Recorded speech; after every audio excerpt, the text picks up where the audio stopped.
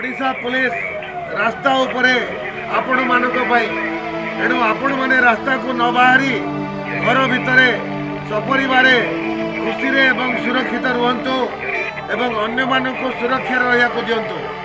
मोर गोटे 2 वर्षर झी अच्छी सी मत बहुत खोजे मोर भी बहुत इच्छा ता पाख को टिके जीवाई ताकू टिके गेला करदेवाई। मो बापा एपेंडिक्स ऑपरेशन होती से घरे एका रहती मो भाभी छुट्टी नहीं कि घरे को जाकि पाखे रही बोली किंतु ए परिस्थिति किसी चिंता भी करें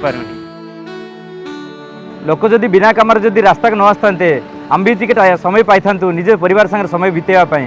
ये ढू ढू खरारे क्या छिड़ा को भल लगे आम ये खरारे छिड़ा होचु आपण परिवार सुरक्षा पाई। घरे मोर वृद्धा माँ जहाँ का बयस 73 वर्ष किंतु मु तांकु देखा करिया जाई पारुनी। लोक मान सेवा करने चाकरी करूँ आम लोक मान लोक मान धन जीवन रखापी आम 24 घंटा ये सेवा करूँ आपण मैंने टिके घरे रहिले मो वृद्ध बापा माँ को जाई देखा शुणा करि परिबी। जदि आपण माने घरे रही पारंते ताहले मो झील को टिके जाई देखि पारंते। आपण माने जदि घरे रहिबे मु मो बाबा पाखु जाई पारि। जदि आपण माने घरे रुहंते मु मध्य मो माँ को देखा करू जाई पारंती। Please follow lockdown.